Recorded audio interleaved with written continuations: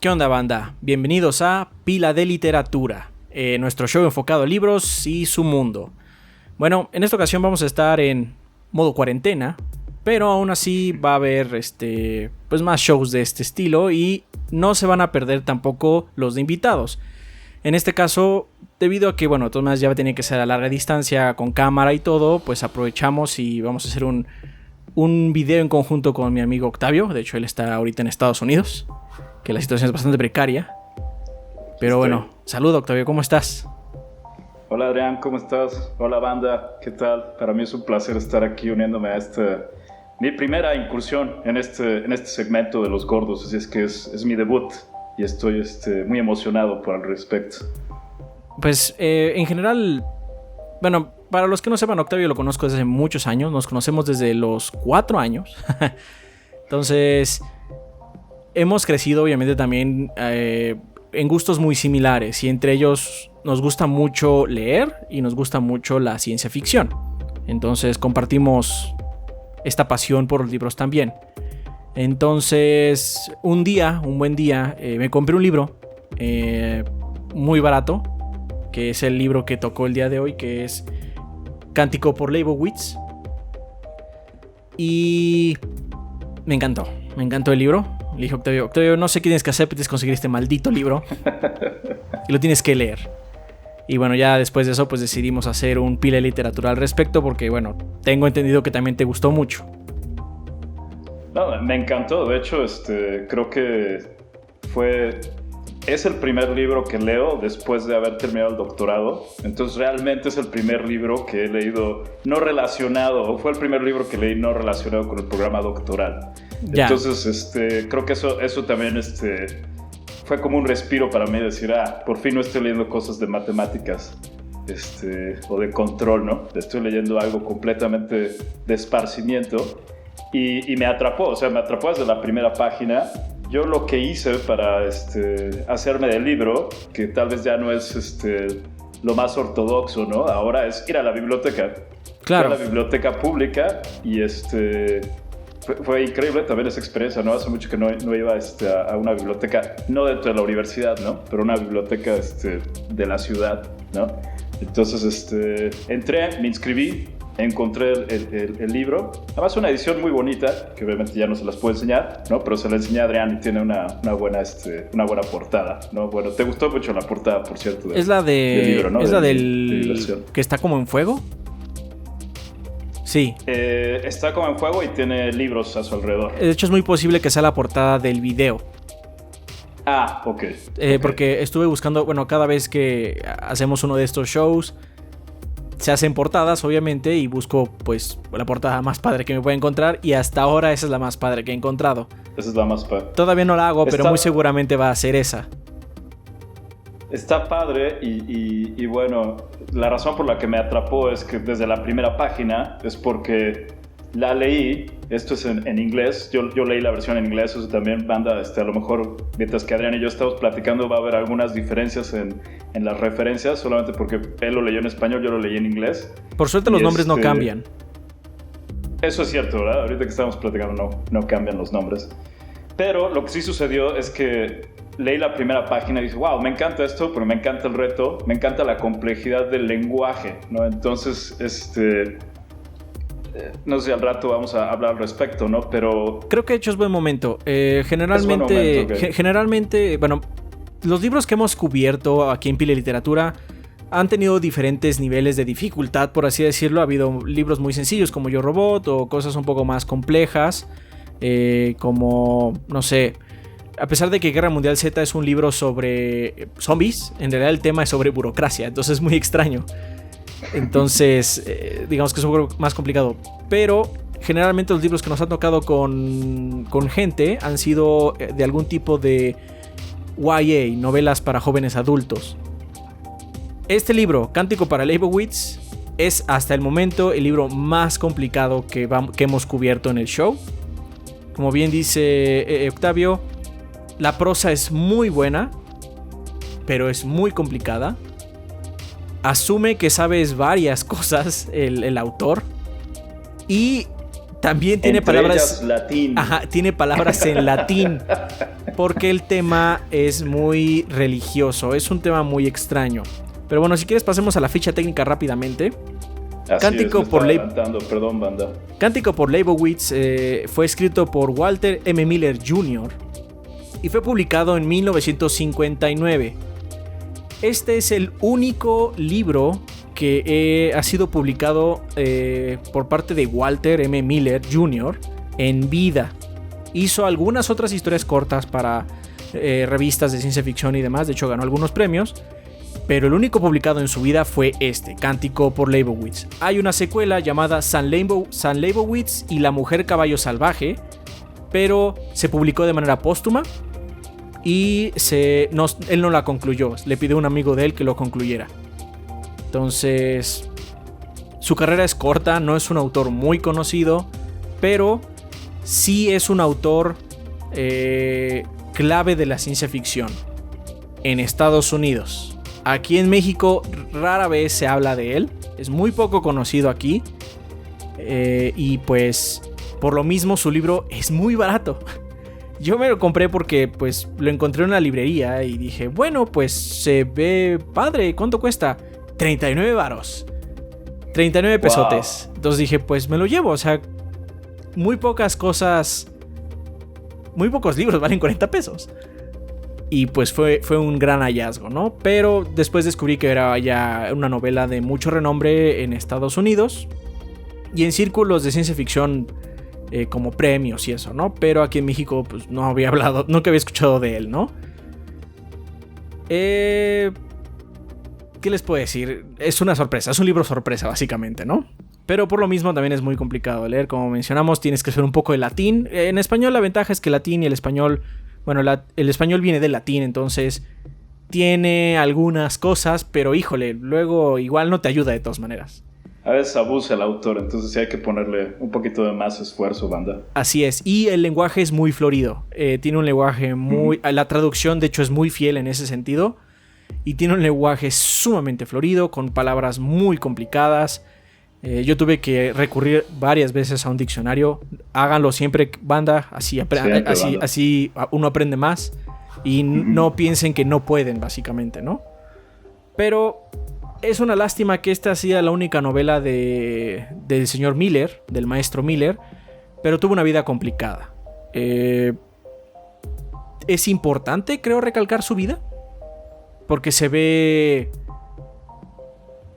se mete dentro del libro de alguna u otra forma, ¿no? Miller fue a la Segunda Guerra Mundial y participaba en un... Bueno, más bien su rol en la Segunda Guerra Mundial era trabajar en un bombardero. Y lamentablemente, de entre las varias misiones que les tocó, tuvo que bombardear un monasterio. Casino creo que se llamaba. Monte Cassino. Y ese particular evento lo marcó mucho. Tanto así que, bueno, regresando a la Segunda Guerra Mundial, se convirtió al catolicismo y se volvió muy, muy devoto. Algo que se nota en su escritura y en su libro, porque tiene que ver sobre abadías, tiene que ver sobre monjes, pero también tiene que ver con el post-apocalipsis. Lamentablemente, el señor Miller se suicidó. Una vida, tenía varios amigos escritores, sabían que sufría de estrés postraumático. No tenía ese nombre en esa época, pero sufría mucho. Entonces se nota mucho también en su escritura. Es brillante, pero también es triste a la vez. Es una lectura poderosa por lo mismo. Pero bueno, entonces, ¿de qué va Cántico por Leibowitz? Por favor, Octavio, coméntanos de qué va. ¿De qué va? Bueno, pues primero, creo que esto también está dentro de la ficha técnica del libro. Es un libro que se llama un cántico porque en realidad está dividido, son 3 libros que originalmente Miller había escrito como 3 historias independientes.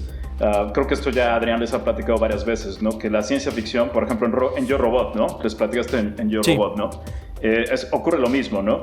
Estas 3 historias en realidad aparecieron separadas anterior a la publicación del libro en diferentes revistas famosas de ciencia ficción, y después Miller descubrió, oye, estas 3 historias están tan relacionadas entre sí que pueden ser un libro, y entonces hizo las modificaciones correspondientes para que todas pudieran realmente encajar en armonía como un solo libro.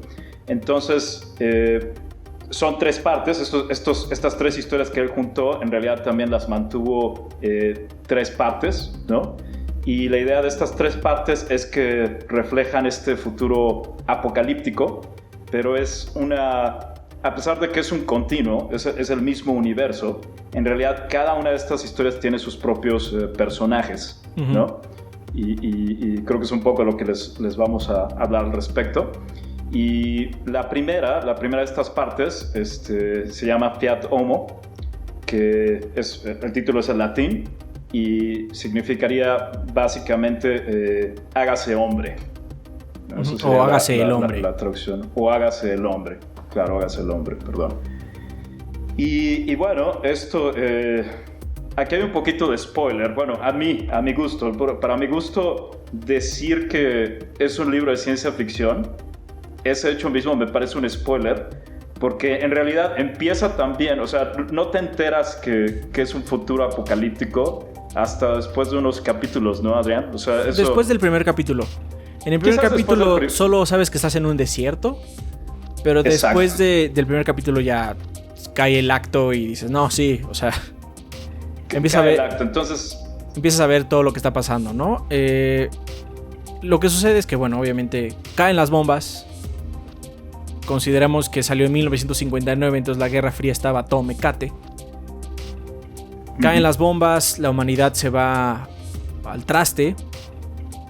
Y mucho tiempo después, varias generaciones después, una orden de sacerdotes decide, debido a ciertas circunstancias que hablaremos más adelante, compilar la mayoría de los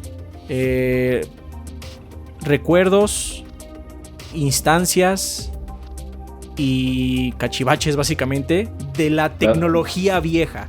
No recuperan cartas de amor, no recuperan libros sobre novelas y eso, no. Ellos lo único que se dedican es a buscar planos, a buscar libros de ciencia, a buscar viejas tecnologías para preservarlas, porque entre la caída de las bombas y la primera y el inicio de esta orden pasan muchas generaciones y la tecnología se ha perdido por completo.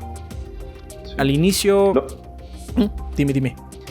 No, lo que sí creo que se nos olvidó poner un poquito en contexto, ¿no? Sí, el holocausto, ¿no? que se plantea que ocurrió, sí es del siglo XX, eso es muy claro, ¿no? O sea, sí lo pone, sí es dentro del contexto temporal del autor. Entonces básicamente es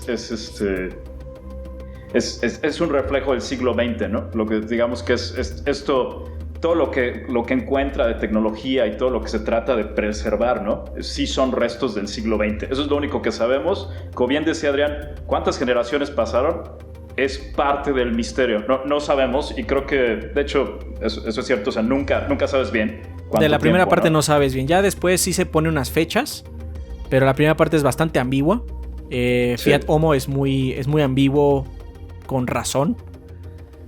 Y bueno, pues esta orden, que es la orden de Leibowitz, el nombre que le da el nombre del libro, se dedican a guardar todos los planos que encuentren, a tecnología rota que encuentren y demás. Porque, y esa es la razón de la orden, es que en el inter en que caen las bombas y empieza a haber como renacimiento, por así decirlo, por parte de la orden, hay una época de oscurantismo donde la humanidad, debido a el apocalipsis, hace una regresión salvaje, premeditada.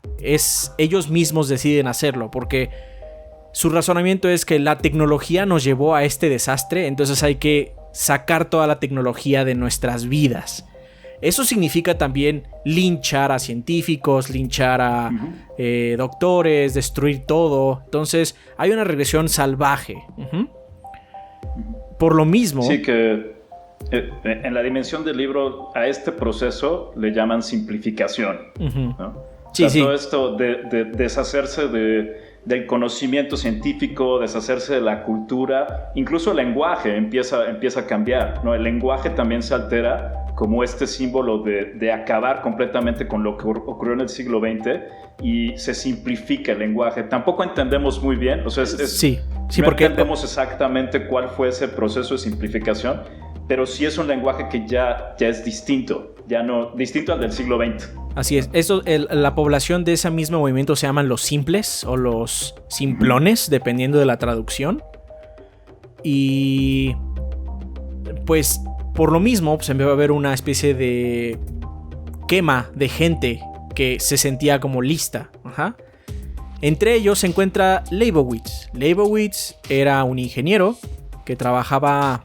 No se sabe muy bien, pero trabajaba en algo con refugios. Era un ingeniero eléctrico, básicamente, ¿no? Y él, para preservar las cosas, empezó a memorizar datos, a memorizar libros, lo mejor que pudo. Pero lo cacharon y lo lincharon. Y este acto lo convierte en un mártir para la iglesia. Que es una situación muy extraña. Entonces, después de este acto de mártir... se crea la orden de Leibowitz. Bueno, más bien debido a ciertas historias, obviamente, ¿no? No es el único científico que tiene su propia orden. Hay otras órdenes y hay otras instancias de diferentes partes de la nueva iglesia, porque obviamente pues también todo está segregado. Ellos llaman Nueva Roma o el Vaticano a una ciudad que está en el norte de Estados Unidos, y esa es donde está el Papa, pero bueno, es como su forma de arreglar las cosas, ¿no? Y tienen diferentes órdenes para diferentes nuevos mártires, básicamente, y cada uno hace lo que ellos llaman la memorabilia, que es juntar información. En el caso de Leibowitz es muy concentrada en tecnología. Claro. Ahora, banda, a lo mejor se están preguntando en este momento, oigan, ¿no nos dijeron que los simples querían destruir toda la herencia cultural de la humanidad? ¿Eso no incluye la iglesia? Bueno, en realidad sí. De hecho, la iglesia también, o sea, la gente de la iglesia también se tiene que proteger, porque también está a la merced de estos grupos. Pero básicamente lo que te da a entender, o bueno, como yo lo entiendo, ahí yo creo que se presta también a simplificación, es que al menos los monasterios, ¿no? O las abadías, o las paredes gruesas, ¿no? De las abadías, ¿no? Que de alguna manera sobrevivieron al desastre nuclear, fueron como un buen refugio, ¿no? Para la gente, ¿no? Entonces las iglesias sí son como un centro de refugio para la gente que escapa, ¿no? De los simples, ¿no? Al menos esa fue mi interpretación, ¿no? Pues lo que da a entender también el libro es que durante el colapso las iglesias usaban mucho también como campamentos médicos. Claro. Entonces hay como cierto amor también a la iglesia. Siempre tienen que hacer todo con mucho cuidado, pero es raro que haya una turba afuera que quieran. De hecho, tienen más miedo de gente que les vaya a robar. Sí. Es más un problema de que pues, no hay ley en el despoblado, no hay ley, ¿no? Entonces de repente si viene una banda de locos, que quizás algunos se imaginen en Mad Max o cosas así, pero piénselo, no hay coches, porque obviamente eso es tecnología, o sea, es una banda de locos con pinches y fuego, nada más. Entonces... ¿Y quién sabe qué animales? Sí, quién sabe qué animales, porque también hay, pues, obviamente hay mutantes, ¿no? Exacto. Entonces, bueno, todo eso, esto, a pesar de que suene como spoiler, banda, eso nada más es el trasfondo del libro. Eso nada más es información ya vieja dentro del mismo libro. Es para que nos pongamos en sintonía. Porque el primer libro ya habla sobre Francis. De hecho, Francis es el primer personaje del primer libro, de la primera historia. Y él ya es parte de la orden. De hecho, él está haciendo su trabajo para ser sacerdote, porque bueno, ahorita es como aprendiz o algo así. Y pues está pensando en qué puede ser, en qué puede encontrar, ¿no? Pero lo más importante del primer capítulo o del primer punto es que sepamos cómo es el mundo de Cántico por Leibowitz. Y creo que se resume muy bien en la primera cita que tenemos. No sé si la quieres leer tú, Octavio. Claro, por supuesto. Al principio, en tiempos de Leibowitz, presumían, y casi anticipaban como probable, que la cuarta o quinta generación empezaría a recuperar su herencia. Pero los monjes de aquella época no contaban con la habilidad humana para generar una nueva herencia cultural en un par de generaciones, si una más antigua es totalmente destruida. Lo harían movidos por legisladores y profetas, genios o maníacos, a través de un Moisés, a través de un Hitler o de un ignorante pero tiránico abuelo. Una herencia cultural puede ser adquirida de la noche a la mañana y muchas lo fueron de este modo. Obviamente esto habla de pues, esta regresión que tuvieron, ¿no? Como fuente o como más bien como bastión del conocimiento se encuentra la iglesia. Muchos de ustedes les sonará raro, obviamente. Y sí, la iglesia ha hecho sus propias atrocidades en contra de la ciencia, pero al final del día es una obra de ficción y nos presenta todo con cierta claridad. Ya hablamos de que Leibowitz fue un mártir y por eso empiezan a hacer esto, ¿no? Francis, regresamos un poquito a la historia convencional. Francis está tratando de encontrar su camino dentro de la orden y por razones de la historia que no vamos a mencionar porque spoilers, se encuentra con información del mismísimo Leibowitz. Esto lo lleva en una espiral donde termina siendo un juguete de muchas cosas y un accesorio de muchas otras personas dentro del marco de la iglesia, solo de la iglesia en este caso, ¿no? Uno de los temas iniciales con los que trata Cántico por Leibowitz es que la inocencia se paga caro. No ver el contexto de las cosas te deja muy afuera de lo que estés haciendo, sin importar si estás en el post-apocalipsis o si estás en un trabajo más normal, ¿no? Donde sea, banda, hay que leer las noticias todos los días. Hay que conocer el contexto, hay que conocer las cosas. Hay que conocer tu contexto, exacto. Tú me comentabas que Francis es un personaje que te desespera. Sí me desespera mucho porque es un personaje que realmente no solamente deja que se lo lleve la corriente, sino que tampoco se cuestiona por qué hace lo que hace, ¿no? O sea, no hay ningún tipo de cuestionamiento, ¿no? A su alrededor, ¿no? Citando, y parece no tener valores muy arraigados. Muy arraigados, ¿no? O sea, tiene también una moral un poco muy pragmática, lo cual se entiende en este contexto porque sí es un contexto de supervivencia, ¿no? O sea, es un contexto en el que no es sencillo sobrevivir, ¿no? O sea, en este futuro apocalíptico no es distópico, no es fácil sobrevivir. Entonces se entiende por un lado, pero sí le hace falta, para mi gusto, mucho fondo, ¿no? A mí me parece bien que Francis sea un poco desesperante en la novela.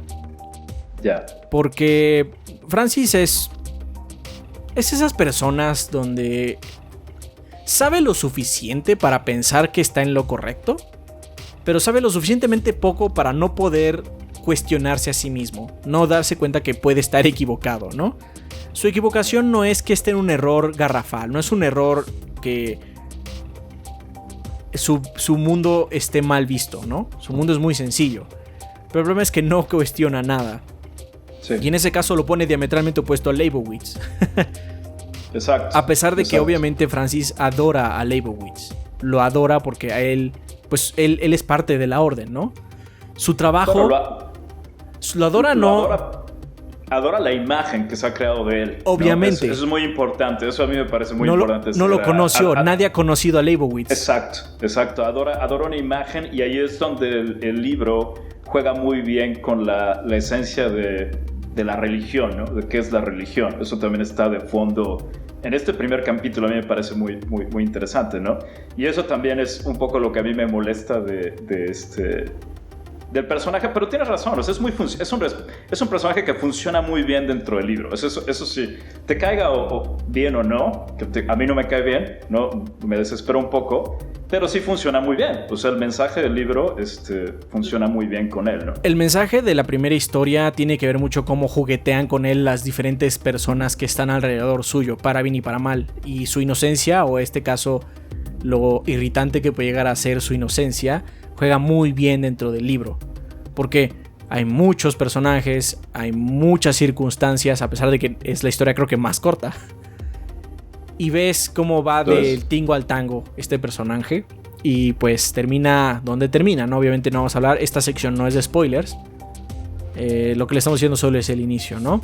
Pero también vemos un poco la vida en el monasterio, y sabemos que Francis, como muchos otros, lo que se dedican es a guardar y tratar de restaurar partes de la tecnología. Algo de lo que se hace mucho hincapié, y este es un pequeño spoiler, pero creo que es importante para denotar cómo es el mundo. No es un spoiler muy grande y es solo como contexto. Y es que más adelante consiguen unos planos, y estos planos se van a restaurar. Cuando te empiezan a explicar la situación de los planos es un poco extraña, porque ellos mencionan que son difíciles de leer. Lo que descubres tú como lector del siglo XX es que es una fotocopia. Es una fotocopia de un plano, entonces claramente las fotocopias no se ven bien. Y ellos no entienden por qué pintaron la hoja de negro y luego hicieron las marcas en blanco. No, es que es una fotocopia, está invertida. Ajá. Uh-huh. Pero es un negativo, ¿no? Es un negativo, bueno, pero en realidad es un negativo, pero es una fotocopia porque me refiero que está en papel. Ajá. Claro. Y entonces lo que sucede es que se hace una reinterpretación de esta... Es un circuito eléctrico, pero en oro, con piel. Y esto es cuando está escuchando es rarísimo, porque dicen, no, es que yo no sé qué es esto, que este camino zigzag que tienen las líneas. Es una resistencia. Ajá. Bueno, no sé, pero lo voy a hacer en chapa de oro. Entonces, ese tipo de trabajo se hace, ¿no? Sí se preservan las cosas como son, lo mejor que se pueden, pero debido a que son frágiles, porque pues estamos en un mundo horrible, se trata de hacer nuevas interpretaciones, siempre siendo lo más fieles posible, pero sí le meten su propio sabor. Entonces luego es una cosa así como, wow, este es el circuito eléctrico más lujoso de la historia. Bueno, es el esquema más lujoso de la historia, que tiene piel y tiene oro y tiene chapa, y así como, wow, esto está como muy estúpido, pero está muy padre. Ilustra muy bien ese proceso, ¿no? De, pues encuentras algo, ¿no? Que realmente es un tesoro que no puedes explicar, ¿no?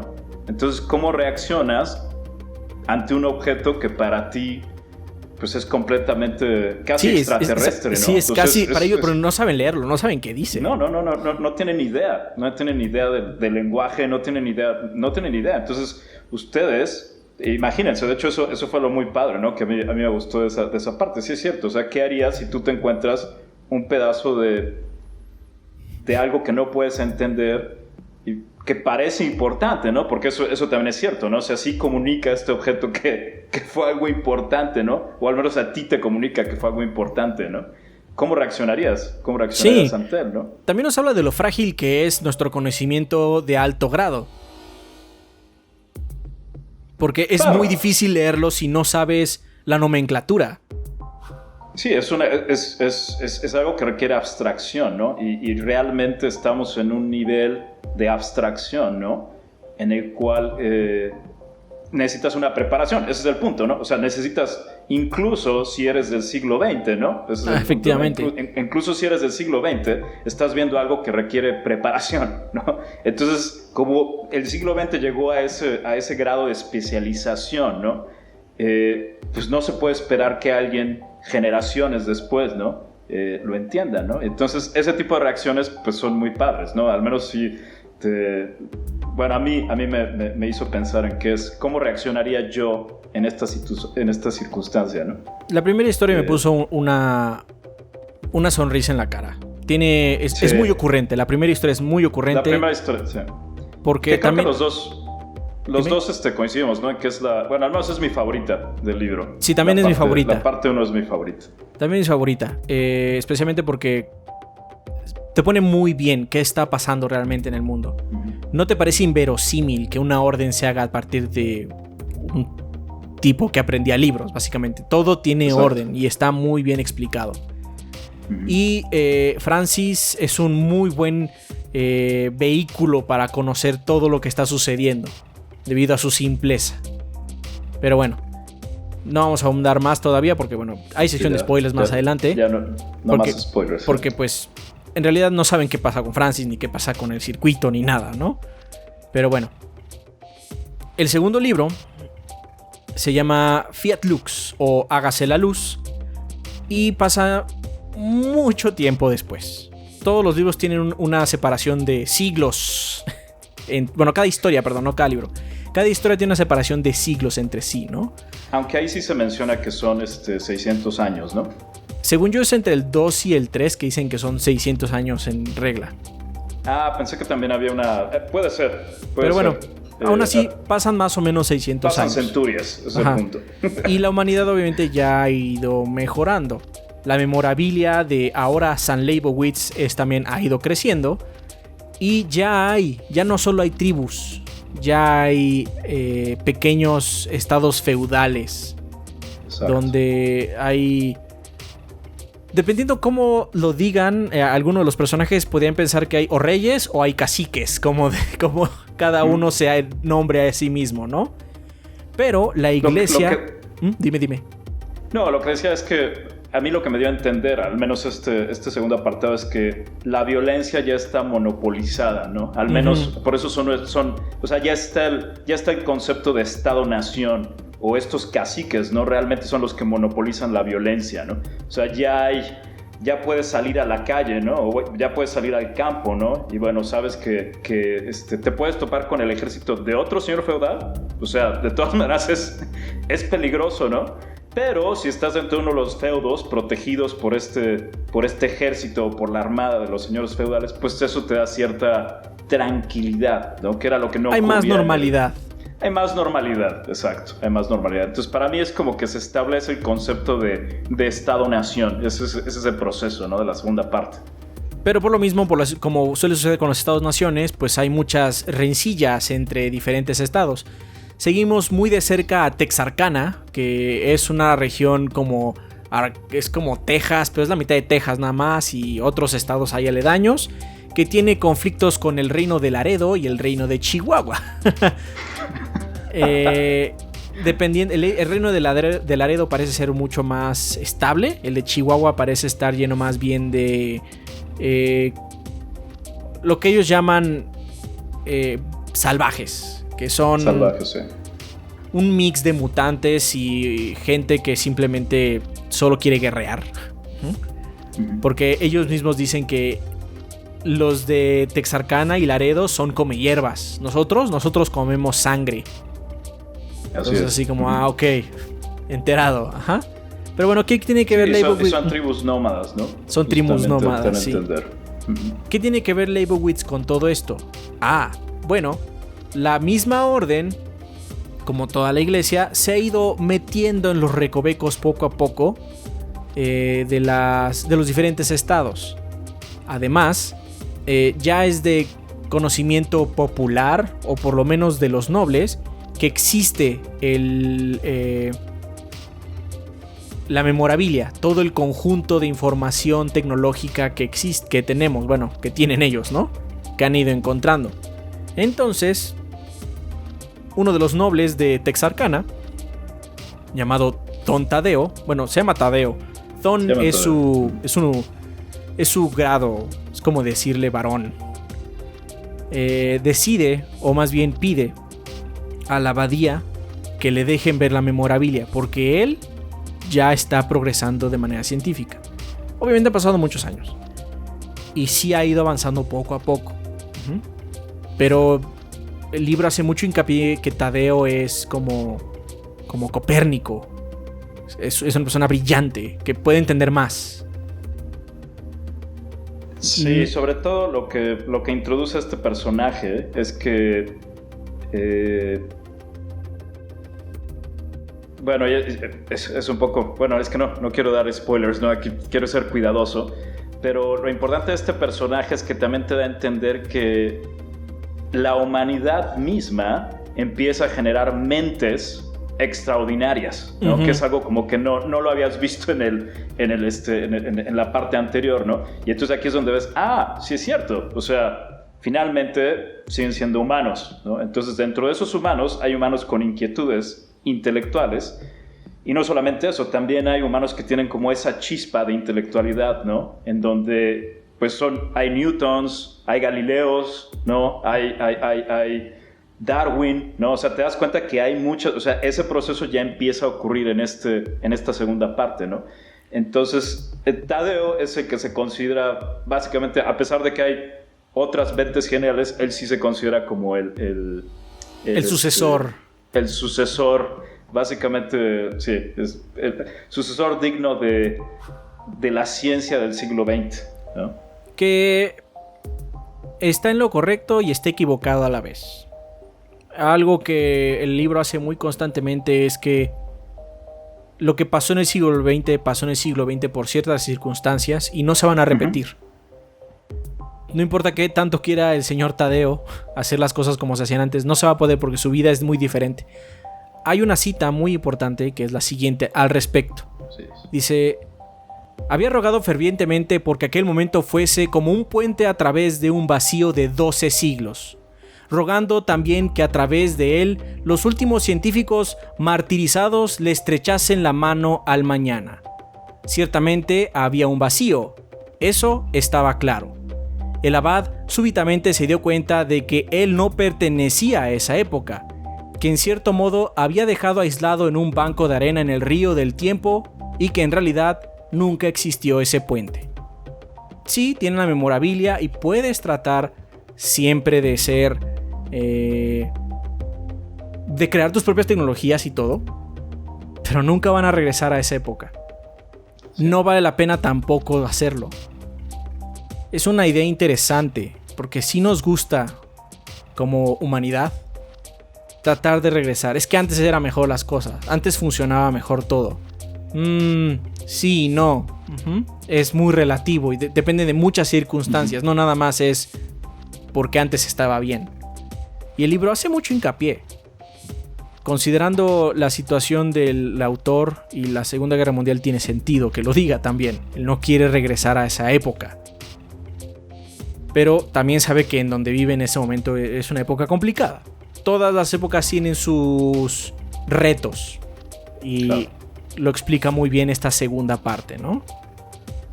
Ahora bien, algo importante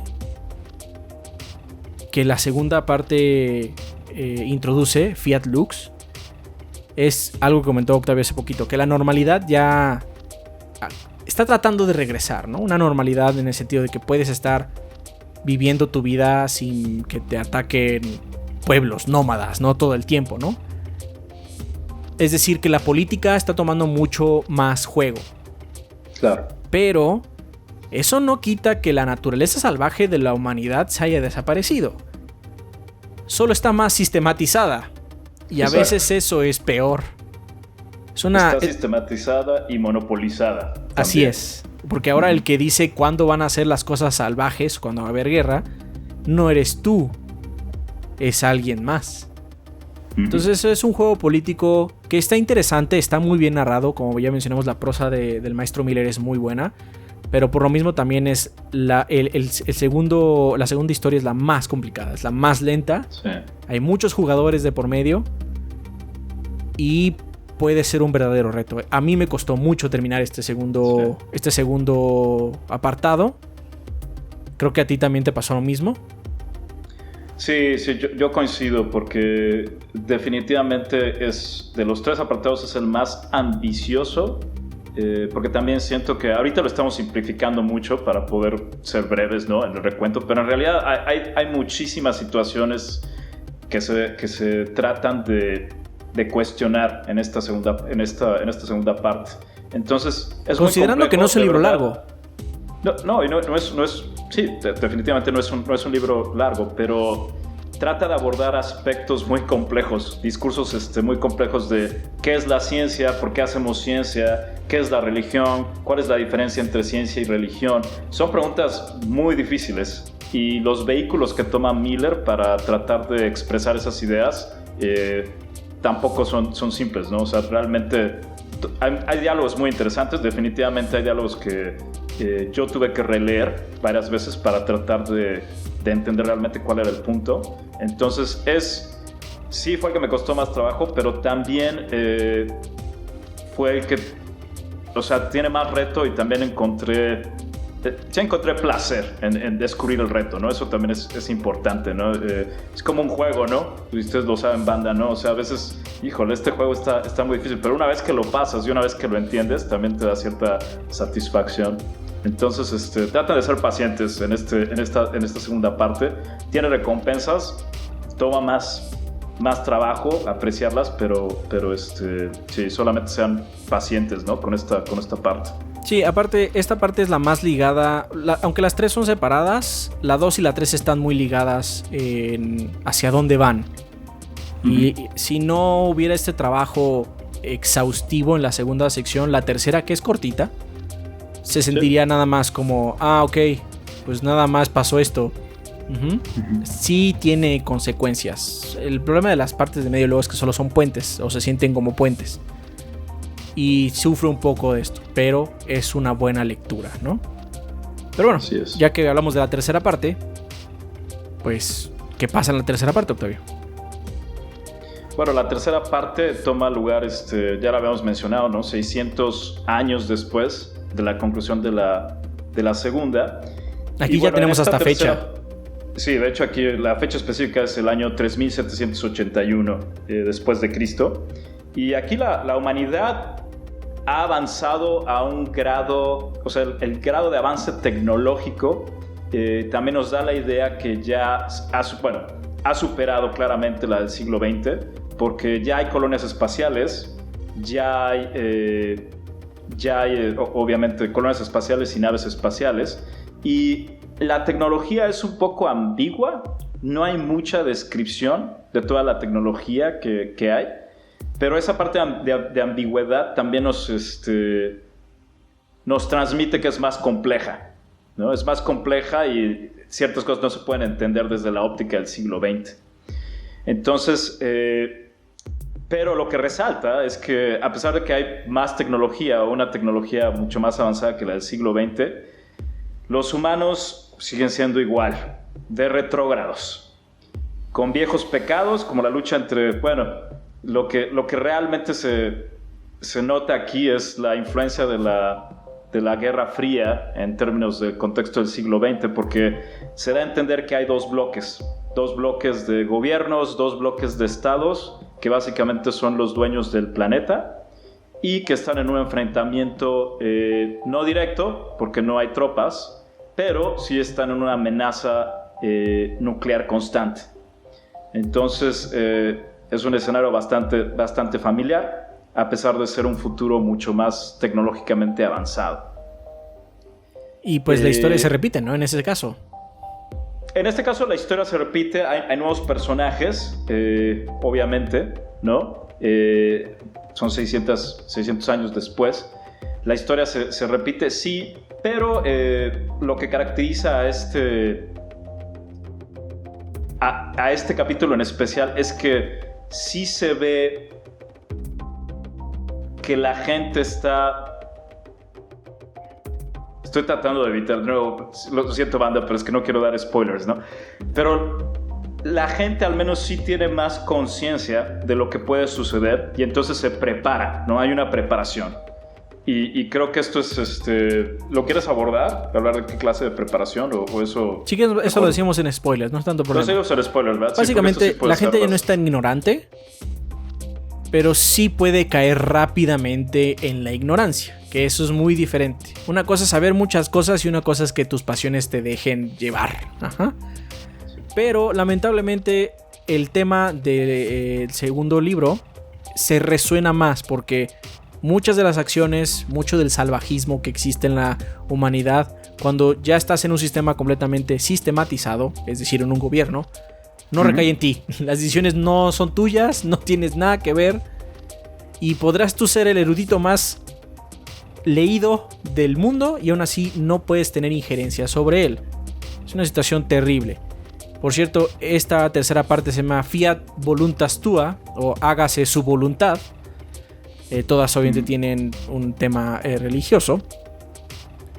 Y en todo este desastre, obviamente todo está bajo el lente de la abadía de Leibowitz, quienes también están preparándose para esta situación complicada entre la lucha de estos dos bloques masivos. La abadía ya no trabaja con el Estado completamente de la mano. Obviamente han pasado muchas cosas. Es una progresión natural como tenemos hoy en día. Pero un estado laico. Hay puros estados laicos. Entonces la iglesia nada más si acaso hace hincapié en advertencias y cosas, pero también se ve un poco del trabajo humanitario que se hace, ¿no? Así es.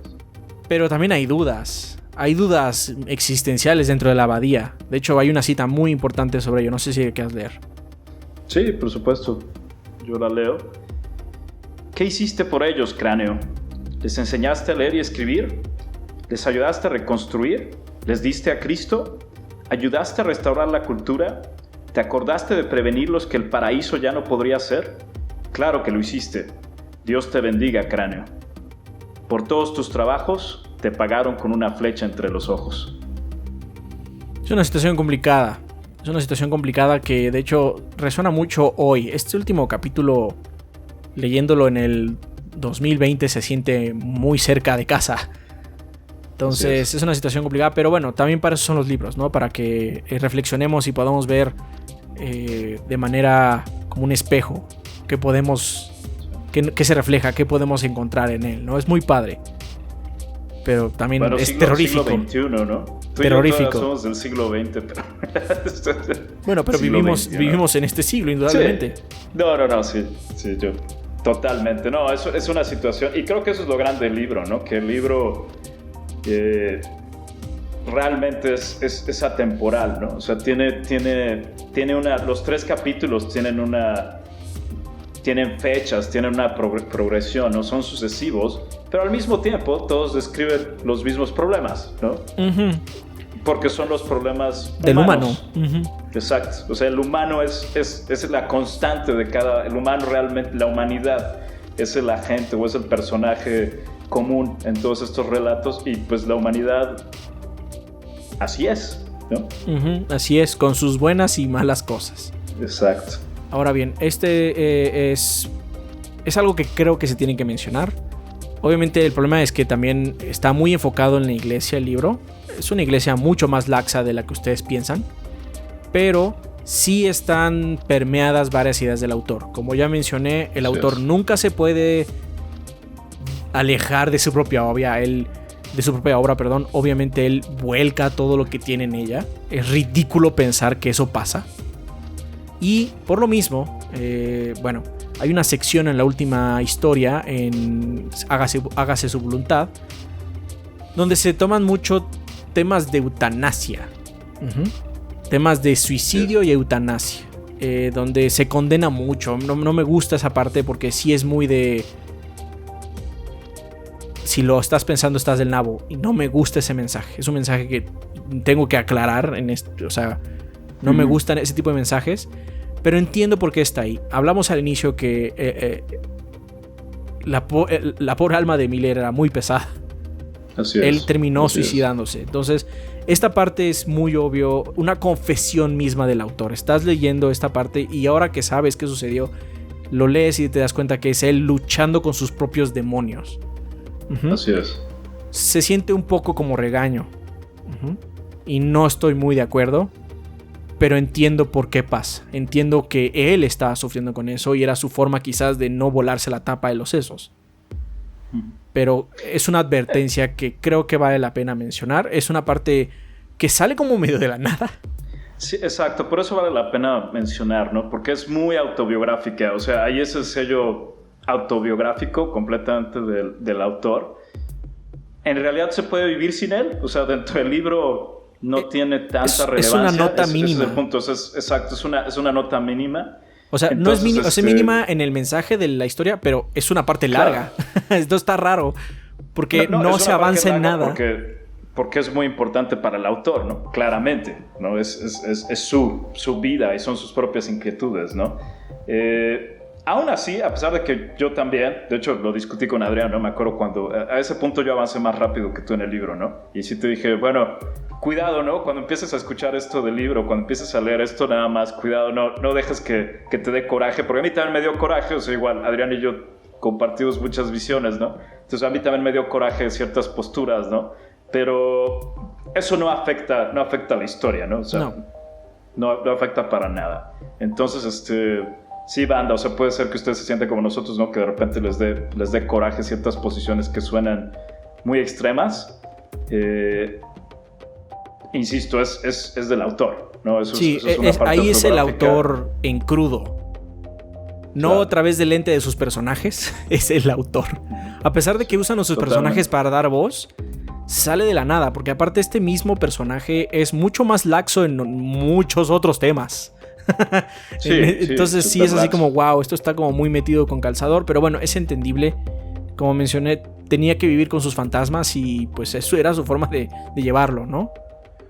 Los 3 libros, a pesar de que son con muchos hilos de separación, sí tienen una narrativa entretejida que se sienten como un solo libro. Fue un gran descubrimiento. O sea, me siento muy orgulloso por haber encontrado este maldito libro. Yo estoy muy agradecido de que hiciste ese descubrimiento porque es un libro fascinante. O sea, definitivamente. Yo no había escuchado a Miller. No sé por qué está tan... no voy a decir devaluado, porque una vez que ya lees su historia, ¿no? Y lees su biográfica. No, en realidad era un autor respetado. De hecho, tiene un Hugo Award, sí. Igual que Úrsula K. Le Guin. O sea, el hombre sí fue reconocido en vida. Tenía muchos amigos en el medio.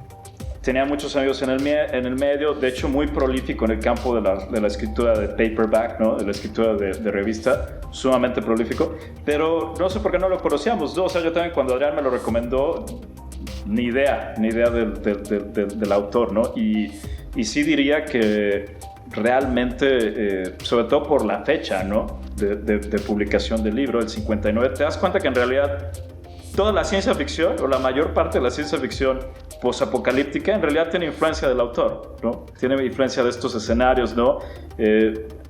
No, eso también es padre del libro, ¿no? O sea, cuando vas leyendo el libro, yo le dije varias veces a Adrián, oye, ¿no te parece que esto sucede en cierta película de ciencia ficción? Obviamente no nos vamos a decir cuál, pero, o sea, sí parece, hay partes que, o sea, se nota que ha influenciado tanto la evolución de la ciencia ficción que muchas veces cuando lees el libro dices, creo que esto ya lo vi en otra película, ¿no? Pero la razón es porque es al revés. Toman como referencia este libro, exacto. Uh-huh. Entonces eso es muy padre, o sea, sí se siente que en su momento fue una idea muy original. También es muy padre el hecho de que no es o sea, los héroes y villanos que aparecen en las historias no son el típico que uno pensaría en este tipo de obras, donde el apocalipsis está todo mecate. No es un héroe, no es un loco, no es una persona que tenga... casi nadie tiene inclinaciones violentas en la manera tradicional.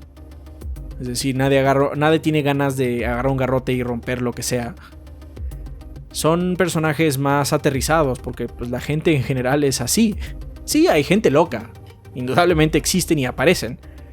Pero la mayoría de las personas que seguimos son mesuradas porque lo que quieren es seguir adelante con su vida, con lo poco que tengan de ella o lo mucho que tengan de ella, dependiendo de la situación en donde estén. Entonces son bastante complejos los personajes principales. Los secundarios hay unos que sí son muy simplones, pero son muletas para que se entienda un punto. Sí. Los secundarios principales sí también tienen mucho trasfondo. Entonces es una novela muy padre. Si les gusta el estilo postapocalíptico, háganlo, banda. Sí. Lo van a encontrar muchas cosas de valor en esta novela. Sumamente satisfactorio. La lectura sumamente satisfactoria. Reto, sí, un poco de reto con el lenguaje y seguir la prosa, pero es oro puro, ¿no? Yo diría, ¿no? Sí. Una vez que yo le encontré mucho gusto, ¿no? A su prosa y la complejidad de ella también te atrapa, ¿no? Te atrapa el reto, ¿no? Así es un buen libro, no es caro, no sé qué tan fácil sea conseguirlo, porque yo nada más he visto esta copia, pero he visto en línea que existe. Entonces, si pueden, encuéntrenlo. Yo lo compré súper barato. Y la verdad es que vayan a la biblioteca. Vayan a la biblioteca como Octavio, ¿no? No Sí. sé si en las bibliotecas de aquí esté, porque como mencionamos, no hay mucho sobre este es un buen autor. punto. Ujú. Es muy conocido en Estados Unidos, pero aquí no. Entonces no sé realmente si lo puedan encontrar en la biblioteca, pero bueno, siempre pueden intentarlo. Entonces, Claro. bueno, yo creo que hasta aquí llegamos a la sección sin spoilers. Ya hablamos de todos los temas como generales.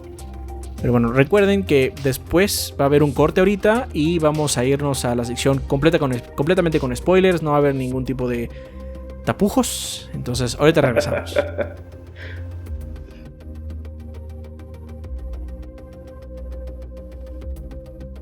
Y bueno, pues estamos ahora en la sección de spoilers de Cántico por Leibowitz.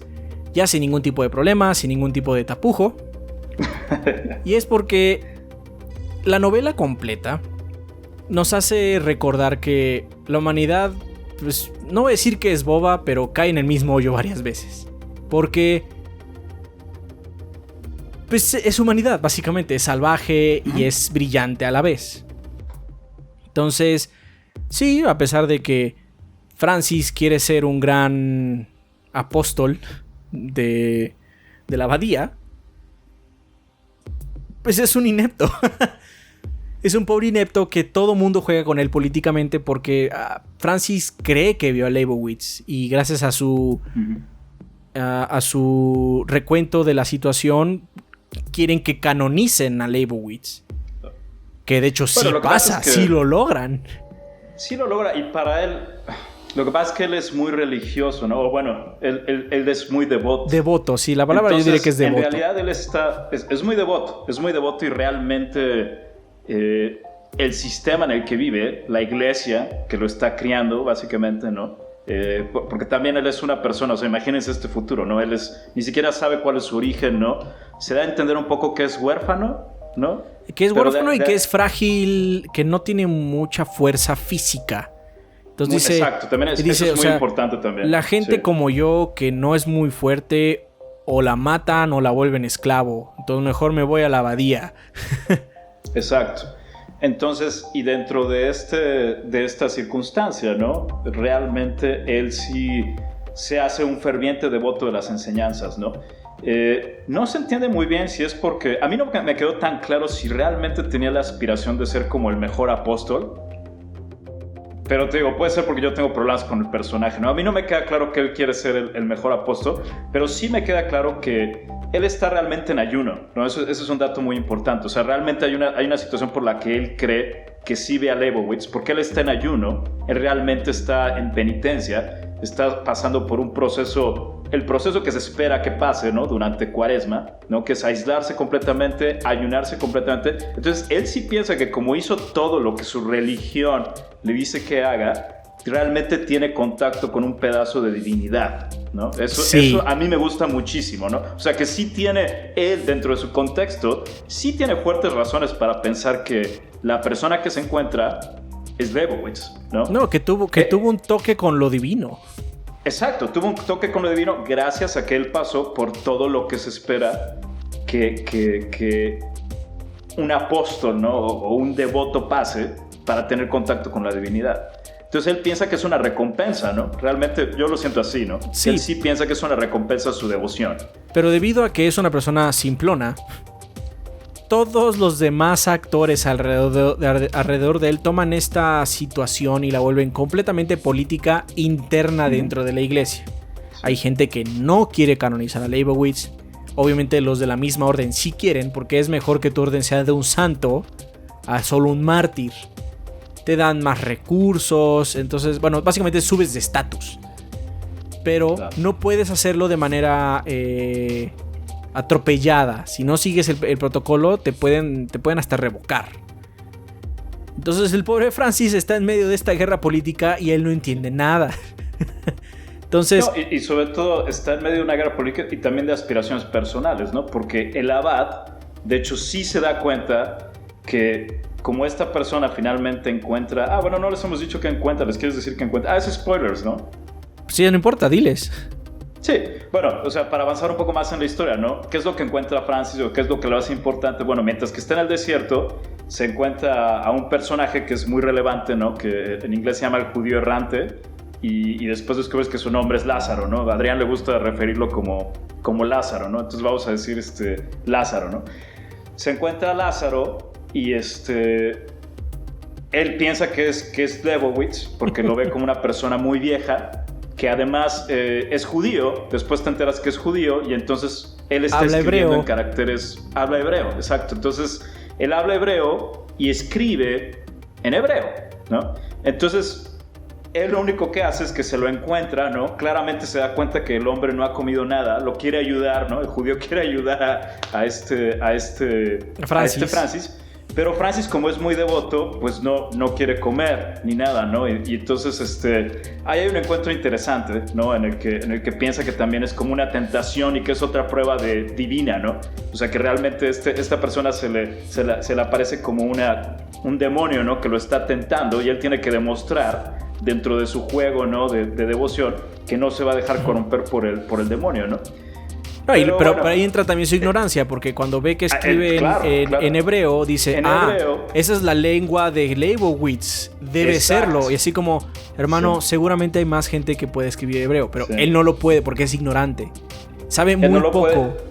Claro, entonces él piensa que realmente es un lenguaje. De nuevo, es esta confrontación con lo que no conoces. ¿Cómo actúas ante lo que no conoces? En este sentido, él actúa como si fuera una divinidad. Cuando ve algo que no conoce, Francis piensa que es realmente Lebowitz. Y para acabarla... y además, resulta que la piedra en donde escribe su nombre, es el nombre, ¿verdad? Si pone su nombre. Escribe, no me acuerdo qué escribe, pero no es su nombre. No es tan importante. No es importante, pero lo que sí coincide es que resulta que debajo de esa piedra, porque la piedra realmente lo que le está tratando de ayudarle a construir un refugio, porque se da cuenta, el judío errante se da cuenta que está perdido, básicamente Francis, que va a morir, ¿no? Que se lo van a comer los lobos en la noche, ¿no? Y se da cuenta que le hacen falta piedras para construir un refugio. Entonces él lo ayuda, ¿no? Le dice básicamente, oye, pues usa esta piedra, ¿no? Se la marca. La piedra. Exacto. Y cuando remueve cuando remueve la piedra, resulta que había realmente una caverna, ¿no? Que estaba siendo sostenida por esta piedra. Y entonces Francis cae a la entrada de un búnker del siglo XX. Así es. ¿No? Que aparte resulta que era el búnker donde laboraba Leibowitz, porque Leibowitz era un ingeniero eléctrico al servicio del ejército de los Estados Unidos, ¿no? Y entonces empieza a lucubrar tanto en su cabeza, porque hasta cree que encuentra el cadáver de la esposa de Leibowitz. Exacto. O sea, digamos que fue una sucesión de eventos tan intensos para el pobre Francis. Sí. Que lo quieren volver... Que no puede calmarse, no puede parar de hablar al respecto. No, se cree tocado. Piensa que es el elegido, ¿no? Se cree tocado por los dioses. Punto, exacto, sí piensa que lo tocó Dios, básicamente, ¿no?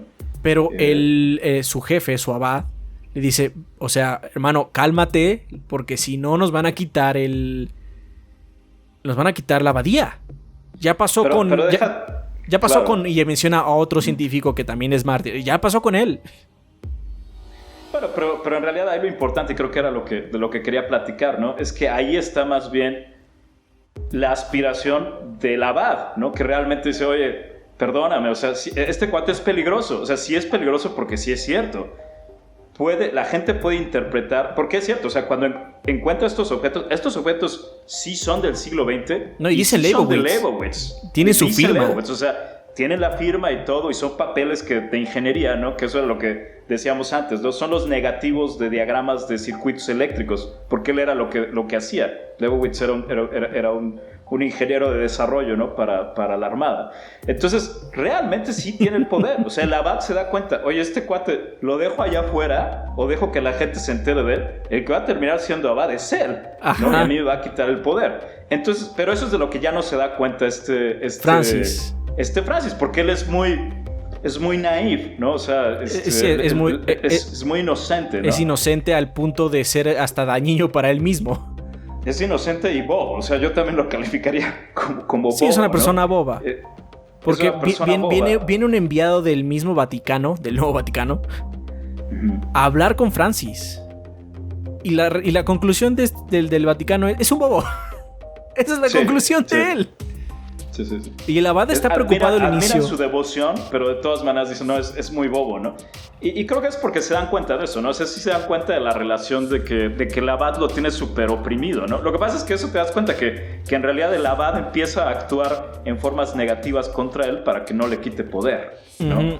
Y él no se da cuenta de eso, o sea, él nunca hace algo, o sea, nunca contraviene una autoridad del abad porque piensa que eso es su posición como sacerdote o como apóstol, pero ni siquiera es como apóstol en este momento, ¿no? Porque de hecho esa es otra de las jugadas del abad, ¿no? Que no lo deja ordenarse no lo sube de años, nivel, ¿no? O sea, pasan décadas, ¿no? O sea, no es tanto tiempo, pero sí son como 4 o 5 años, o sea, tiene que repetir la prueba varias veces, tanto que ya se la sabe de memoria. Sí, ya se sabe proteger de los lobos y todo eso, ¿no? Y obviamente en sus siguientes incursiones no tiene ningún roce con lo divino, ni nada. Nada, absolutamente nada. Pero la movida final es que, bueno, él hace este circuito en una cosa así como hermosa. Y el abad, nada tonto, dice, ve y se lo entregas al papa porque van a hacer están ordenando todos los papeles para ver si hacemos santo a Leibowitz. Entonces, quiero que tú lleves todos los papeles, ¿no? Entre ellos lleva lo que tú hiciste. No, además es el honor que tú te ganaste, ¿no? O sea, tú lo descubriste, ¿no? Tú además hiciste una reproducción para honrar, ¿no? La memoria de este objeto. Pues, ¿quién mejor que llevarlo, ¿no? Que tú, ¿no? O sea, no hay nadie mejor por llevar. Pero obviamente estamos hablando que básicamente tiene que... creo que no son muy... Bueno, creo que esto tiene que ver con la secuela, ¿no, Adrián? Porque yo no he leído la secuela, pero creo que sí hay mapas en la secuela. Creo que en la secuela te dan como más idea de cómo es el mundo, sobre todo la distribución geopolítica. La abadía está cerca del Paso. Y Nueva Roma, donde está el Vaticano, está muy al norte en Estados Unidos. Lejísimos. Entonces tiene que ir lejísimos. Porque el abad lo que quiere es que lo maten en el camino. Exacto. Y eso es lo que él, o sea, de hecho, él le dice, oiga, pero usted no va a ir, usted es el abad, ¿no? Uh-huh. Y vamos a canonizar al santo de nuestra abadía. No debería estar usted. No quiero robar, básicamente no quiero robarte el escenario. Ese escenario es completamente tuyo, ¿no? Entonces le da absolutamente todos los papeles, ¿no? Y básicamente lo manda a morir. O sea, eso es lo que te das cuenta, ¿no? O sea, lo manda en un viaje larguísimo, en un mundo horrible, ¿no? Lo manda solo. Pobre güey. Y él lo hace, ¿no? Él está perdido como en la dimensión. Sí, yo soy el elegido, ¿no? Obviamente Leibowitz quiere que yo le entregue estos papeles a... No, y él me va a proteger. ¿No? Claro. Y Leibowitz me va a proteger, ¿no? Aún así, a pesar de esta situación humana o espantosa, hay un lado bueno. De hecho, todas las historias tienen un lado bueno. Es uno de los temas, que siempre hay algo bueno al final del día. Y sí, Francis lamentablemente sí fallece, pero logra su misión. Sí va y le deja las cosas al Papa. Sí, eso es cierto. Leibowitz sí se vuelve santo. Es más, ya en la última historia se está considerando hacer mártir a Francis. Uh-huh. Ya se habla de Francis como una figura de nivel dentro de la iglesia. Pero Francis lamentablemente fallece en el camino de regreso. De regreso, exacto. Y bueno, lo interesante es que ahí se encuentra a Leibowitz, ¿no? Porque realmente, de hecho, el que recupera sus restos, ¿no? Porque sí, sus restos se hace mártir y de hecho los restos aparecen en el libro, en la última parte, ¿no? De hecho, esa es la conexión, ese es el puente. Los restos de Francis son un puente muy importante, ¿no? Dentro de la parte 1 y la parte 3. Y de hecho el que recupera esos restos es el judío errante, es Lázaro, sí, ¿no? es Lázaro. Se lo vuelve a encontrar, ¿no? Lázaro se lo vuelve a encontrar simplemente porque estaba él también viajando, ¿no? O sea, es una coincidencia, ¿no? Uh-huh. Entonces, bueno, en cierto sentido eso es lo raro y también con un poco del humor negro, ¿no? Que sí se reencuentra con lo que consideraba que era su dios, Francis, pero una vez que está muerto, ¿no? Sí, 1200 años después. Exacto. Entonces, es interesante. O sea, sí tiene también ese humor negro el autor, ¿no? O sea, también es un libro muy serio, trata temas muy obscuros de la naturaleza humana, pero también tiene ese humor negro, ¿no? Dentro del libro que también yo también disfruté sí, no, mucho. tiene buenas puntadas, tiene momentos muy intensos. Sí. Porque, sí. O sea, hay una parte en el tercer libro donde hay una señora que quieren que le bauticen a Rachel. Ella dice que Rachel es su hija, ¿no? Pero nadie quiere bautizarla a Rachel.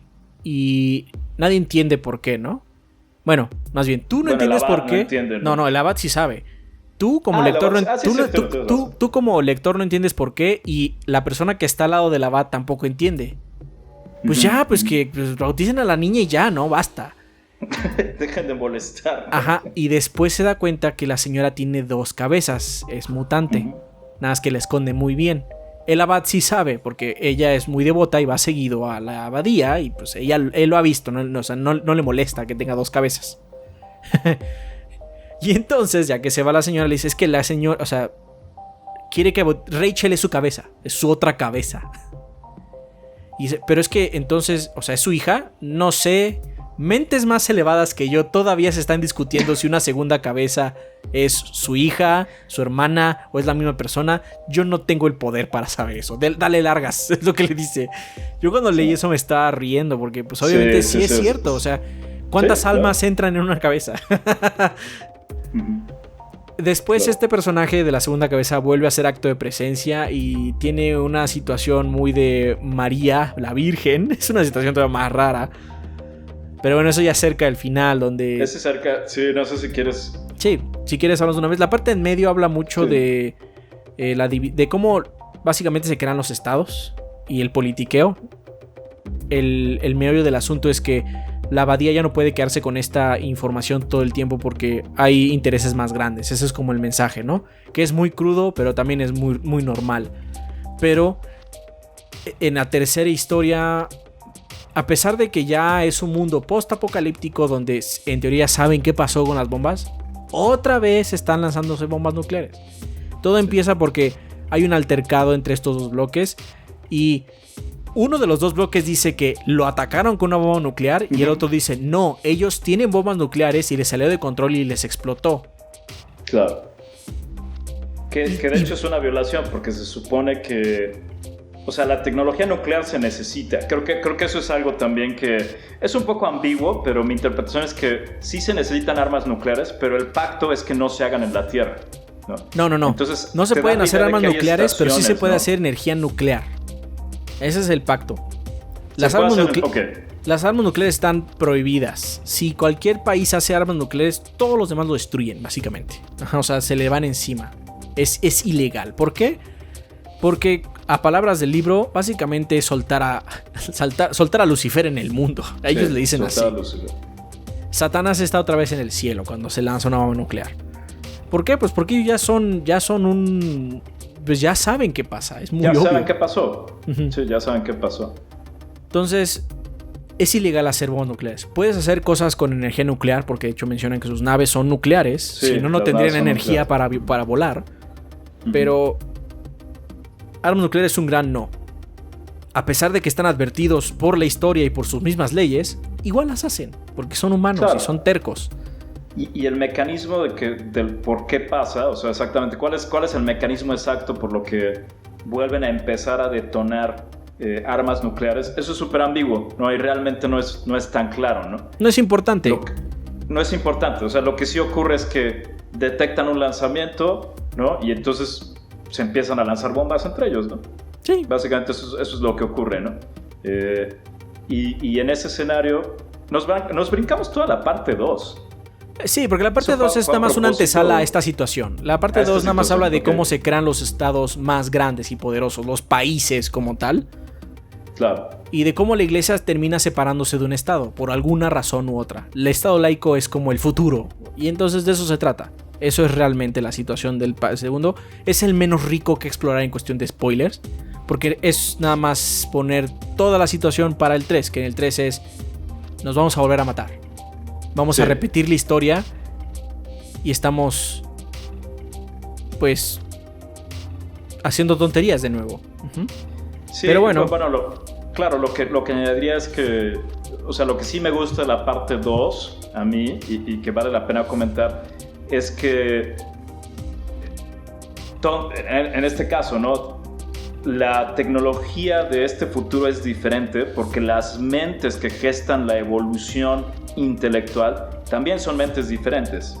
Entonces, o sea, sí te da a entender, el segundo capítulo te da a entender de que sí hubo un Copérnico que demostró, o sea, finalmente hubo un Copérnico que no se llama Copérnico, que demostró que la Tierra no estaba en el cierto centro del universo, ¿no?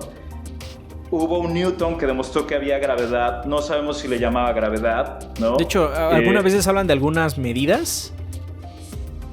Ponen algunas nomenclaturas como en pequeño, así como en vez de kilogramo ponen otra cosa. Y así como, bueno, pues sí, es la medida de peso. Sí.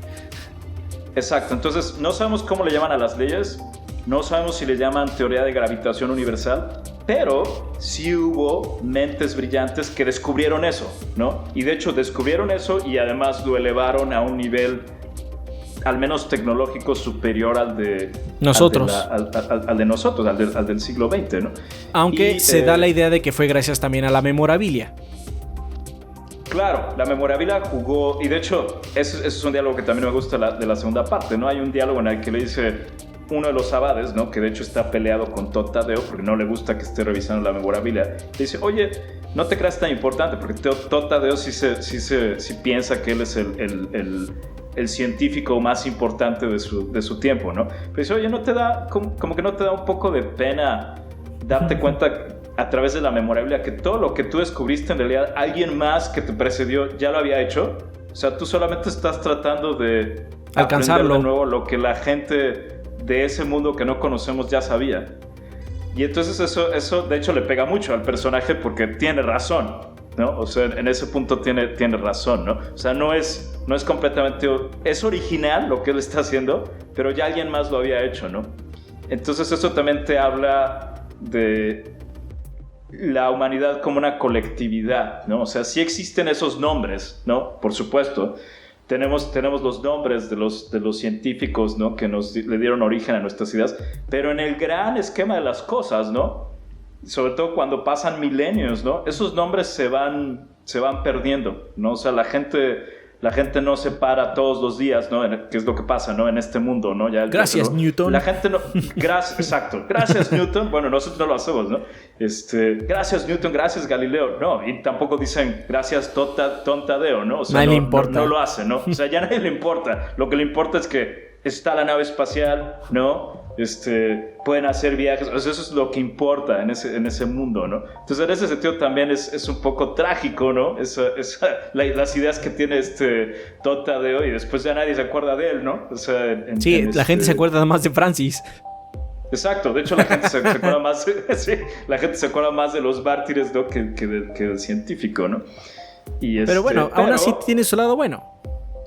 Porque si no existiría. Claro. Y bueno, obviamente la abadía o la orden de San Leibowitz tiene un plan, porque obviamente viene el fin del mundo otra vez. Bueno, esa sí es la diferencia, ¿no? Que el siglo XX, ¿no? Fue sumamente arrogante en el sentido de que tenían las armas, o eso es lo que te da a entender. En el siglo XX se tenían las armas para destrucción masiva y no se hizo un plan sólido para preservar la humanidad o el conocimiento de la humanidad, ¿no? O sea, nadie planeó tener esta memorabilia, ¿no? O tener este lugar especial, ¿no? Este búnker, ¿no? O lo que tú digas, un lugar donde quedara como el vestigio de la humanidad, ¿no? Esa idea como que era arrogancia, ¿no? A pesar de que sabían que podría detonar en cualquier momento el planeta, no hicieron nada para estar preparados y preservar la humanidad. Y esa sí es la diferencia esa es una de las buenas diferencias de este mundo, ¿no? De este futuro, ¿no? Hay gente arrogante que quiere destruirse. Hay gente arrogante que quiere destruirse, pero también hay gente que dice, hey, estos cuates sí se van a destruir, ya lo hicieron, ¿no? Entonces nos tenemos que preparar. Y esa gente, pues son los de la abadía, ¿no? Y bueno, aquí sí ponen al centro a la iglesia, ¿no? Porque no es solamente la abadía, en realidad es toda la iglesia, ¿no? O sea, el plan es de la orden de Leibowitz, pero tiene que pedir permiso al papá de que se haga y dice, sí, háganlo. Y el plan es lo que ellos llaman el Quo Peregrinatum, que básicamente es agarrar un montón de gente, agarrar la memorabilia. Bueno, es una copia porque son de microfilms. Microfilms. Bueno, no, es un libro viejo, 59, 50. Y subirse a una nave y largarse a Alpha Centauri. El éxodo. Porque ya hay gente en Alpha Centauri. Básicamente es ir allá y... Si sabes qué, los únicos humanos que quedan somos nosotros, los de Alpha Centauri, y en algunas partes del sistema solar. Entonces, estos se van a matar aquí en la Tierra, nos llevamos el conocimiento. Y ese es el plan de la orden: llevarse la memorabilia con mucha gente. Y el plan lleva un rato en gesta, no es algo que se les ocurre. Sí. Porque algo que ha hecho mucho la orden es pedirle a viejos pilotos de naves a que se queden de alguna u otra forma dentro de la abadía. Les dicen, no, es que te damos un cuarto. O los reclutan. Hay un lema por ahí que los pilotos van a ver a Sam Leibowitz. Ajá. Y es porque es un plan para salvar lo que les queda. O sea, el trabajo de 1200 años de parte de la abadía no se va a ir al traste por unos locos, básicamente. Porque ellos saben que ha ayudado a la humanidad de alguna u otra forma. El único que le vale y se ríe es Lázaro, el judío errante, que el libro no es muy ambiguo al respecto. Es Lázaro el que revivió a Jesús. Nada más que al revivirlo parece que le dio la vida eterna. Entonces, él nada más se ríe. Cuando ya la situación está a punto de ser destruida, a punto de que todo se vaya al punto de no regreso. Porque aparte, ellos dicen, es que llevamos 1200 años y todavía hay mutantes. Entonces, si hay una segunda destrucción, nada me dice que nos vamos a recuperar. Y Lázaro se ríe, sonríe nada más. Y dice, pues es que esto ya ha pasado. Muchas veces, nos hemos destruido tantas veces que yo ya perdí la cuenta. No lo dice de esa forma. Lázaro es muy críptico. Es un personaje sumamente críptico que habla... Es una persona sumamente sabia, ¿no? Entonces, como ya tiene otro... Bueno, yo lo percibí así. O sea, es una persona, imagínense, o sea, al menos sabemos que ha vivido 1200 años. No, 3100. Ah, 3100. Sí, es cierto, 3100. Sí, porque él... Sí. Desde antes de Cristo, ¿no? Incluso no, podría 3700, vivo, ¿no? Porque el tercero es el 3781. Claro. O sea, al menos sabemos que ha vivido 3700 años, ¿no? Pero entonces, o sea, imagínense qué tanta sabiduría el hombre ha... Entonces, es un poco crítico, pero porque siento que a ese nivel de sabiduría, ¿no? Cuando te comunicas con los demás, pues es como comunicarte con bebés, ¿no? Así lo vería, ¿no? Imagínate tratarle de explicarle qué es la gravedad o qué es lo que sea, ¿qué es la inmortalidad? Bebé, ¿no? ¿Qué es la inmortalidad? Exacto, a un bebé, ¿no? Que no ha pasado por eso, ¿no? Esa es nuestra interpretación, pues, también, ¿eh? Sí, claro, esa es nuestra interpretación. Porque Lázaro sale poco. Hay algunos personajes que creen que es como varias personas, pero debido a lo que pasa es imposible que sean varias personas. Sí, sabe cosas que no podría saber más que alguien que estuvo ahí. Entonces yo creo que simplemente es Lázaro el que Jesús revivió. Sí, eso pensamos. Y bueno, también mi interpretación es que él de hecho está esperando a Dios, ¿no? O sea, lo que también te deja ver es que su tarea, porque eso sí, él dice, al menos él dice que él es el último judío en la tierra, ¿no? Eso es lo que, por eso se llama el judío errante, ¿no? Y él dice, yo soy el último judío que quedó en la tierra y estoy esperando a Dios. Esa es la razón por la que sigo vivo. O sea, estoy vivo porque estoy esperando a Dios. Entonces creo que en ese momento, ¿no? O sea, él también se ríe, ¿no? Porque él lo único que estaba esperando es que llegara Dios, ¿no? Y ya ahí cuando es evidente la destrucción de la humanidad, ¿no? De nuevo, pues lo único que le queda es reír, ¿no? O sea, eso es como yo lo veo. Es como... Me recuerda un poco como esta situación del comedian en Watchmen, ¿no? O sea, que por eso... Sí, claro. ¿Qué es lo que queda? Reír. Ya, reír, está tan del nabo que no me queda más que reír. Sí, no queda otra cosa más que reír, ¿no? Es lo único. Y porque es muy fuerte esa escena. O sea, esa escena realmente es de las más fuertes en el libro, ¿no? Sí, porque está el abad, Serchi se llama el abad en ese momento, y dice... O sea, está echándose un discurso de que todo va para bien y que quizás los humanos nos demos cuenta de que no vale la pena destruirnos, y es algo como muy esperanzador. Y luego ves, o sea, pasa este mini discurso y luego ves a Lázaro reírse. Exacto. Y cuando lo ves reír sabes que ya valió. No hay solución diplomática, no hay nada. Entonces, ¿cuál es la solución? Quo peregrinatum. Exacto. Es la única solución. Entonces está fuerte. Es un libro con muchas emociones. Es un libro con muchas emociones. Como mencioné, es el libro más complicado que hemos cubierto aquí en Pila y Literatura. Por mucho. En especial porque tiene frases en latín y no vienen traducidas. No viene en latín y abajito dice, esto es lo que dice. Nada. No, nada. Depende de ti. Es un libro que es puro West. Muy padre. O sea... Es padre. Octavio se lo echó en inglés aparte, entonces muy cabrón. Estuvo bueno el reto. ¿Quieres hablar un poco de este personaje? Habías tocado un poco de Rachel. De Rachel, la cabeza de la señora Granel, creo que se llama. Ahorita te digo cómo se llama la señora, pero Rachel es su otra cabeza. ¿No? Creo que es Grimes la señora. Ahorita te digo, es que tiene nombres, como es el futuro, también no hay nombres normales. Sí, también, claro. Ahorita te digo. Un poco la situación Grales, con la señora Grales. Grales, ok, la señora Grales. Lo interesante de esta persona es que resulta, sí, esto es spoilers, ¿verdad? O sea, si no importa, lo que quieras. Que sea, ¿no? O sea, también queda la duda, ¿no? Bueno, el judío errante, ¿no? Básicamente pues ya se ríe y dice, sí, ¿no? Pues esto básicamente ya lo había venir, ¿no? No es la primera vez que lo veo, ¿no? No hay esperanza, ¿no? Lo que va a llegar en lugar de Dios, pues va a ser Lucifer, porque así le llaman, ¿no? De hecho, en este contexto, el Flame Deluge, ¿no? Que en realidad es el diluvio de las flamas, ¿no? Y básicamente dicen que pues, es Lucifer mismo, ¿no? Porque pues, todo el planeta va a ser cubierto por flamas, ¿no? Entonces ya cuando se dan cuenta que viene el diluvio, ¿no? Finalmente viene el diluvio de flamas, ¿no? Queda esa duda, ¿no? Oye, ¿qué le va a pasar? O sea, la vida como tal va a terminar, ¿no? Esa es la incógnita, ¿no? Les decíamos, ¿no? Que lo único que es común a todos los tres libros, pues son los humanos, ¿no? Entonces, de alguna manera los humanos sobreviven. Entonces, esta idea de introducir a Rachel y la señora es que durante el diluvio, ¿no? Lo que sucede es que la señora Grales muere, pero la cabeza de Rachel, y esta es la parte que es muy difícil de explicar exactamente, es además como una manifestación que se le aparece a Serchi, ¿no? Al abad, cuando está en su lecho de muerte, ¿no? Se le aparece la señora Grales, ¿no? O ya no es la señora Grales, es una entidad nueva, ¿no? O sea, te da a entender... Es Rachel, la cabeza esta que estaba como dormida, ¿no? Porque por eso no la quieren también bautizar, ¿no? No la quieren decir nada porque parece que es como una cabeza muerta, ¿no? O sea, no tiene emociones al principio, pero creo que por eso la quiere bautizar, porque se da cuenta la señora que su otra cabeza sí tiene emociones, como que se está activando a raíz de la actividad nuclear. De hecho, eso es lo que pasa, ¿no?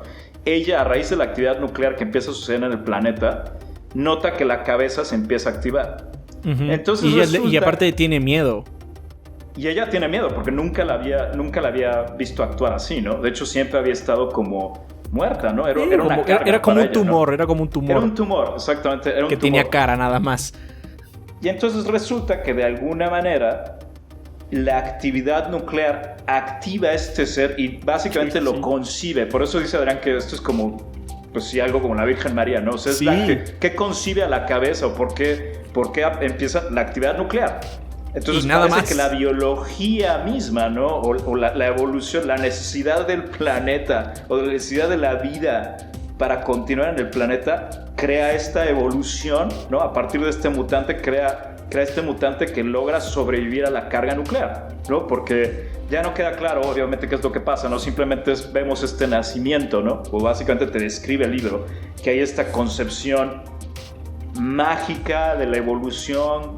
Bueno, depende de quién lo hable, dirás que es mágica o puede ser divina. Ahí es la interpretación de cada quien. O es divina, o es mágica, o es darwinista, ¿no? O sea, elige tu sabor favorito. Hay cada quien elige su sabor favorito.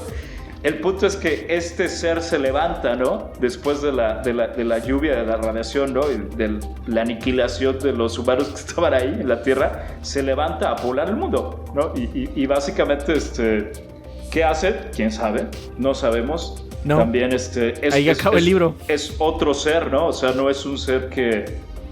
Se trata de comunicar un poco con el abad, ¿no? Y como que existe cierta imitación. O sea, sí da la idea como que es un ser inteligente, ¿no? Es un ser inteligente porque también da a entender que escuchaba a la señora Grales. Sí. Entonces podía hablar. Pero podía lo hablar que hace... y aprendió un poco de ella, ¿no? O sea, como que sí, a pesar de que no estaba tiene algo activa, de ella. Tiene algo de ella, exacto, sí tiene algo porque de canta, ella. hace como un cántico y es como Grales. Sí, pero es como... en el momento más intenso de la novela, en su lecho de muerte, Serchi se da cuenta de que esta entidad, porque él ya no la denomina humana, funciona como un perico al inicio. Lo que él le dice se lo repite. Entonces le pide a esta cosa que le dé en su lecho de muerte su última consagración. No soy religioso, entonces no sé bien cómo funciona, pero básicamente antes de que mueras, pues un sacerdote te va a visitar, ¿no? No, más bien lo que ocurre es que él decide bautizarla, ¿no? O sea, en ese punto como que pero se no da quiere. cuenta que... Claro, o sea, más bien, es que es complejo, ¿no? Yo, igual, esto es interpretación, yo lo interpreté como que ahí se convence que pues necesita como bautizarse, ¿no? Este elemento, pero cuando él trata de bautizarla a ella, es así como que no, o sea, ella le da a entender como que no. Es que después le da una hostia a él. Más bien yo te tengo que perdonar tus pecados. Ajá, ¿no? porque después le da una hostia a él. Le da una hostia a él, exactamente. O sea, ella piensa o ella interpreta que él le está pidiendo perdón. Puede ser por el fin del mundo, como la humanidad. O sea, eso ya es como la humanidad pidiendo. Es una cosa muy filosófica perdón. al final. Sí, es algo muy filosófico. Es como si él estuviera pidiendo perdón por acabar con... Como la humanidad pidiendo perdón por acabar la vida en el planeta Tierra, ¿no? Sí, diciéndole, pues va a seguir, no te preocupes. Exacto, le va a decir, no te preocupes, pero bueno, si quieres perdón, te perdono, ¿no? Y le da la hostia, ¿no? Pero aparte se lo da en un ritual perfecto, porque dice, es que no puede ser que esta cosa sepa todo. Pues sí sabe, porque no sabemos qué es, ese es el punto, ¿no? No sabemos si eso es libre interpretación, o lo aprendió de Grails, o es una divinidad, no lo sabemos. Y está padre que esté el autor lo deja así, muy ambiguo, entonces es padre, ¿no? Porque ya depende de la personalidad de cada lector, ¿no? Así es. Obviamente también el final, ese es el último capítulo. Bueno, más bien es el penúltimo capítulo. El último capítulo ya es una página nada más. Y te dice que sí, la Orden de Salembowitz se fue a Alpha Centauri y dejó atrás la Tierra porque ya no había más que tener ahí, básicamente. Así es. Y los tiburones tuvieron hambre. Claro. Sí, es un gran libro. Es la última cita, ¿no? De hecho... Si quieres, léela. Ahí. Sí, bueno, vale la pena analizarla, ¿no? O sea, el fin del libro, ¿no? Que por eso queríamos hacer esta cita, pues como un spoiler, ¿no? El viento llegó a través del océano trayendo consigo un palio de fina ceniza blanca. La ceniza cayó en el mar y en los rompientes. Los rompientes dejaron cangrejos muertos y madera en las playas. El tiburón se hundió en sus profundas aguas y meditó su resentimiento en las corrientes frías y limpias. En aquella estación tuvo mucho apetito. O sea, lo que dice la cita es que ese es el final del libro. Es el final del libro. Y lo que dice la cita es que es como muy ambiguo, pero esa ceniza que cae es fallout, es lluvia radioactiva y mata a los peces que están en la superficie. Pero a pesar de eso, el tiburón, a pesar de que tuvo hambre, sí sobrevivió. Sí, la vida sigue. Que eso la vida sigue. Lo interesante, ¿no? O sea, la vida no es el es el fin de la vida como la que conocemos, ¿no? Pero va a haber más. O la que conocen, ¿no? En ese futuro. Pero hay otras criaturas, que eso también es para mí es un discurso muy importante en el momento en el que estamos viviendo, ¿no? Que es el cuidado ambiental, ¿no? Y todo eso. También me gusta mucho cómo el autor mete esto de que, oigan, o sea, nosotros estamos tomando también decisiones por especies que no tienen nada que ver con este relajo que nosotros nos traemos los humanos, ¿no? Entonces, eso también es un discurso súper padre. Me gusta mucho, ¿no? Porque es un discurso que, de nuevo, no aprendemos, ¿no? Y no nos damos cuenta que hay otras especies. Hay tiburones, hay cangrejos. No somos los únicos.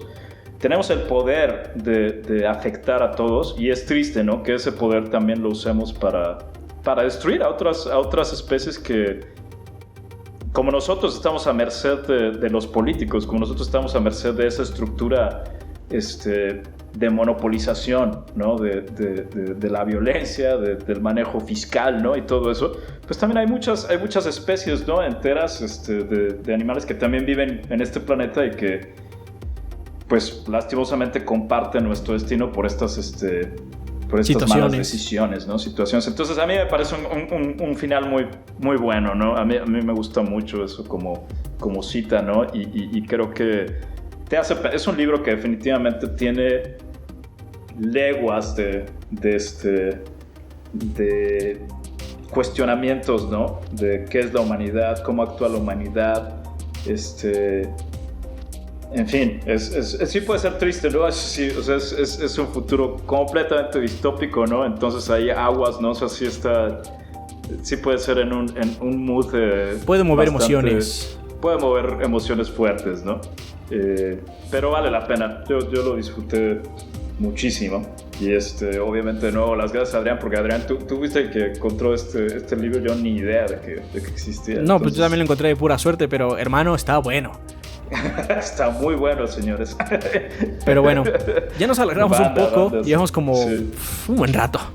No sé cuánto va a quedar al final. Voy a cortar algunas partes porque hubo interrupciones y demás, pero llevamos un buen rato. Entonces creo que es buen momento para concluir.